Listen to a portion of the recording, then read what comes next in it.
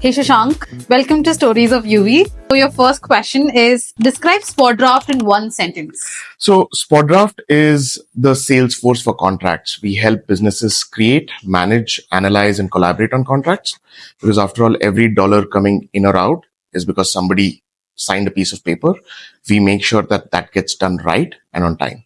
What was that aha moment that led you to take a leap and start Spotdraft? One day I used to be a lawyer in New York, and I was sitting on New Year's Eve, and I was, copying, pasting words on a contract, basically called due diligence.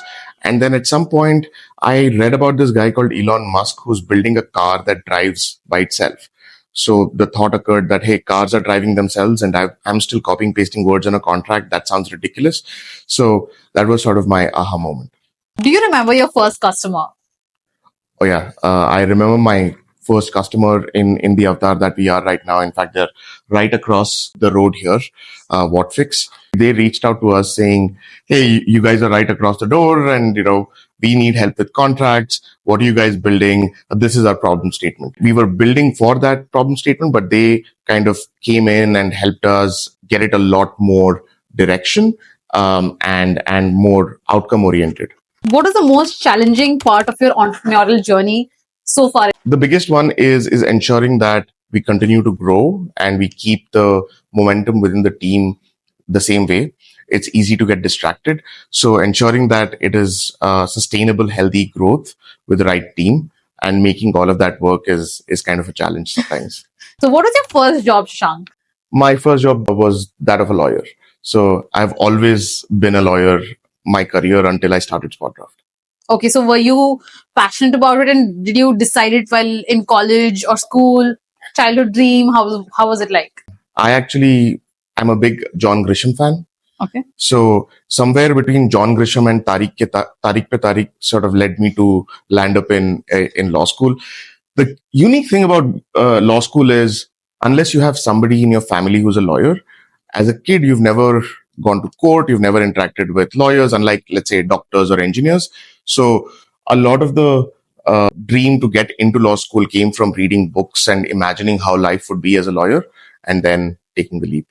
How do you balance the creative and business aspects of running a company? I thankfully have two very incredible and talented founders. So between the three of us, sometimes, Rohit is the creative and Madhav is the brain, and I'm just the enforcer. And sometimes I may be the brain, Madhav is the creative, and Rohit is the enforcer. So we sort of move that responsibility along and share it between the three of us. Now that you've spoke about your co-founders, would love to know, how did you meet them and how did you decide, okay, these are my co-founders? Yeah, so I met Madhav at a Diwali party in New York. Okay. Madhav used to be at Google there, and it was the same Diwali party that I met my wife to be. So all kinds of startups and marriages happened in that Diwali party. We were the only two non-designers in this party that had just creatives, like there were architects and interior designers and, artists and stuff. So we sort of didn't get the language, and we were all speaking the same language. So we started hanging out on and off, and we both came back to India around the same time to build something out of India. And when that started happening, one day Madhav said, "Bro, you're the only free lawyer I know. Here is the contract. Can you tell me if this works or not?" So I looked at the contract, and there were two Indian parties, but the applicable law was Singapore law, and it was just a bad copy-paste job. So I said, "Hey man, isn't there a way if there are two Indian parties, the applicable law is always Indian law?" It's like, bro, it's called machine learning. And that sort of started the idea and journey of Spotdraft, where we realized that, hey, there's a lot of mundane legal work that can get automated, but lawyers are still stuck in the 1960s using tools that were built for 1960s, and they're still not in the 21st century where the rest of the world is. And that's started getting us going. He was speaking the same language that I was. It's very hard to get a technologist to get excited about contracts, and he was. So that was a win. I would love to know how you took the big leap. I mean, from a lawyer to a founder of a legal company. I mean, how does the shift look like, and where do you strike the balance, and how do you convince your family? So, I mean, want to know more about that. Thankfully, I didn't have to convince my family. I come from a background where everybody around me did jobs, and um, they've always egged me to do something entrepreneurial and give it a shot. So for me, this was the right time because I felt like technology, the funding, the gap in the market that all existed, we could bring all of that together to give outcomes to customers that they needed. And I felt like the feeling of having built something as a lawyer isn't there because you're creating documents and moving things along, but you're really not seeing the world move around you. To give you an example, I was an M&A lawyer, so party A sold shares to party B. That I could not see the shares being transferred. I couldn't see a new company being built.